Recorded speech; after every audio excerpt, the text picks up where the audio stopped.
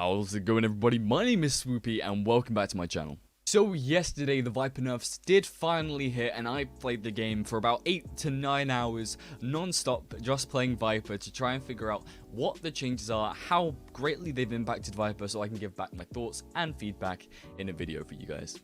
But quickly, before we get into my thoughts on VIPER, I just want to say if you guys could quickly go down to the description and first of all join my Discord, that'd be sick. You can speak to me and a bunch of other people in the community there, and any questions that you have about VIPER, that's probably the best place to one, get hold of me, and two, many other VIPER mains.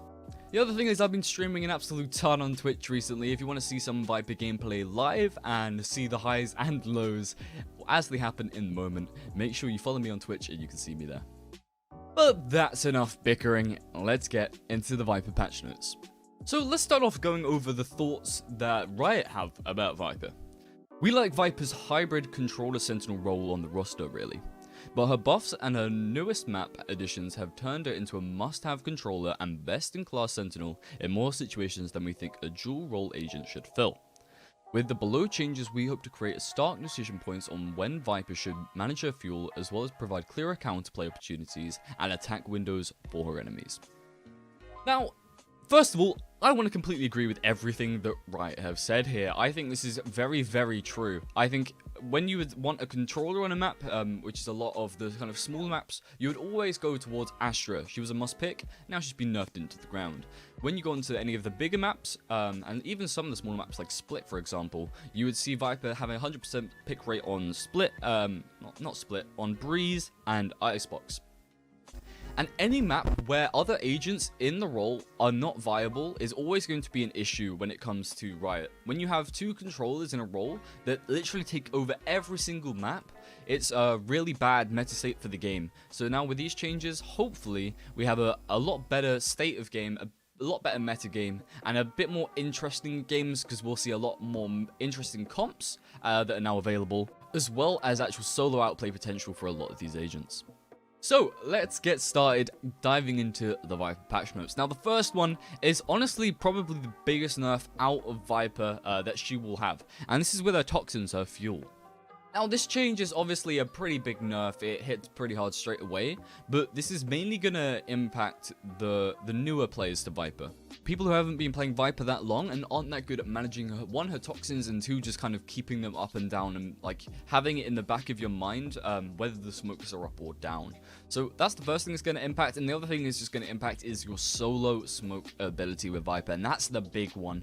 A lot of maps you're now going to have to see double smokers if you're going to be playing VIPER, because her smokes simply do not last long enough in the current state of the game to be able to provide the whole smoking ability for your team.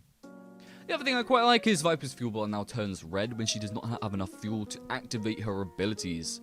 Now, this is just quite nice quality of life changes. There's a few of these that we'll dive into as we go through the patch notes, and most of these are very nice changes, little subtle things that will help you out in the long run.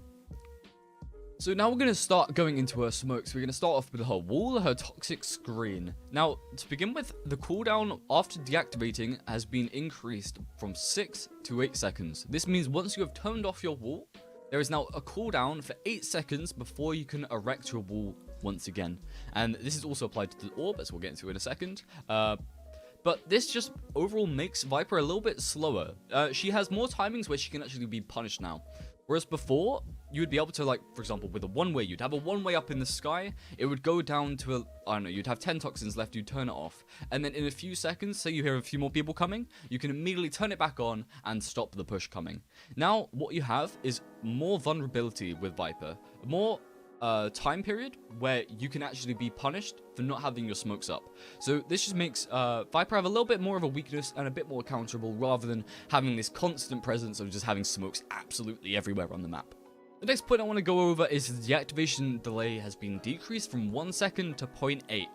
Now, this seems like very, very small change, but I have to say, it makes VIPER somehow feel less clunky. If I press my E and there's someone on the other side of the wall and I want to get that kill, there's a lot less delay in that time now. Like, I press E, and it's getting dropped, and I can pick up that kill a lot faster. It just seems a bit less clunky. It's the same with swoop peaks. They're just a little bit faster, something you have to get used to. It doesn't take very long, a few games, and you'll be used to it straight away. It's not that big of a change. and it's a very good change. It really helps with your Viper outplays, even though you can't have, like, once your smoke goes down, you can't have it up for a certain amount of time. This means that when you are putting your walls down and your orbs down, it means that you have a bit more impact off of it. You can do your outplays a bit more precisely and a bit quicker. Still going on about the toxic screen, it now has yellow lights that indicate when it is on cooldown. Now this is quite nice, another little quality of life change. Also shows for your enemies, and there'll be lights on the floor that just show when your wall is on cooldown. It's a nice little addition that they've added to the game. And now we're going to get onto a change which I think is going to be some of the biggest changes that we're going to see towards pro play side, which is remove delay on toxic screen disabling when Viper is suppressed. So before, when Viper would get suppressed by KO, you would have a 1.5 second delay until the wall starts even beginning to drop, and then at that point you still have another 1 second drop time of the wall. Now this is being completely removed, and it basically goes to about a 1 second drop time of the wall as soon as you have been suppressed. Now this is extremely punishing. Imagine you're pushing onto a site, you have a Sov drone coming, and now you get KO knifed. You're now completely suppressed, your wall goes down, your team's following a drone, they're in the complete open, and they're getting sprayed down and picked up by an operator.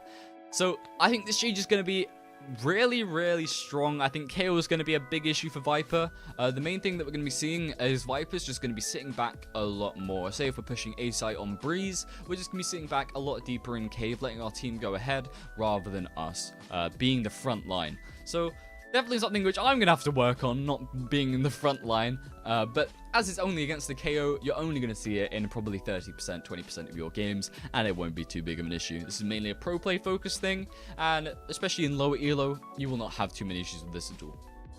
Now onto the orb, we're going to go through this a little bit quicker as most of these changes are kind of the same thing. So the cooldown after deactivating is being increased from 6 to 8, the exact same as the wall. The cooldown timer now starts when her smoke starts dissipating instead of when the deactivation telegraph plays. So the same thing, just means that the cooldowns start a bit more accurately, she's less clunky, her timings aren't a bit weird, everything now makes a lot more sense with Viper. Then the deactivation delay has been decreased from 1 to 0.8. This is what I was saying before.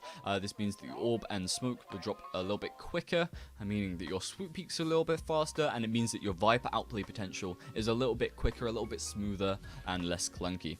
Her Viper orb now has a yellow light to indicate when it's on cooldown, the exact same as the wall. There's just a little glowing light on the orb.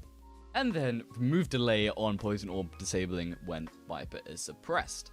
So once again, rather than having that 3-second delay from when you're suppressed and your orb going down, it is just going to be about a second.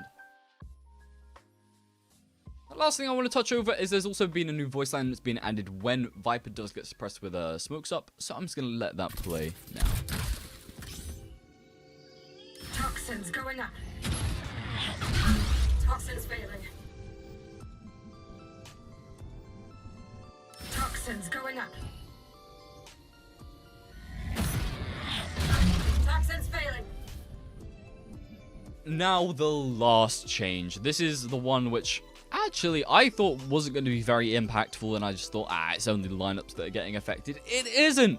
This is actually a very painful change. The snakebite duration has been decreased from 6.5 seconds to 5.5. And as you will see with the overlaying video, this is no longer enough to kill somebody. The DPM, or the DPS, has not been increased at all. So the damage is now only limited at 132, rather than 155, 160 that it was before. So this is a very big nerf. This means if you actually want to kill someone with your snakebite, you either have to shoot them, you have to have a shock dart, so you have to pair it with some other utility, or it just straight up won't kill them. You can't use it to clear a corner. So yeah, it makes snakebites a lot worse. I don't think people are going to realize this straight away. And what it's going to be is people are just still going to walk out your mollies and you won't have too much impact. However, if this is something that isn't changed and the DPS isn't getting increased to match how it was in the previous patch, then I think this could be a bit of a worry, as snakebite, when it comes to clearing corners and when it comes to Viper using her utility to herself, it makes her a lot worse at capitalizing her own kit and her own utility. Of course, as soon as you pair up your lineups with the smoke, everything is still going to be absolutely dandy and fine, everything's still going to work, and you're going to be able to kill them with a single snakebite. However, it's just the snakebite by itself isn't very strong now. Not even killing anyone with the damage itself means that you can basically just sit in the corner and just tank the damage and hope that you don't get cleared, and you can sometimes get a free 2k. So hopefully this gets changed. This is the only thing out of all these patch notes that I don't like. Only the snakebite not being able to kill. Everything else I really love. So let's talk about this real quick. So guys, I've been playing Viper the entirety of yesterday. I played about 8-9 hours of Viper yesterday to try and get a good feel, good experience, to try and give some good feedback to you guys on YouTube.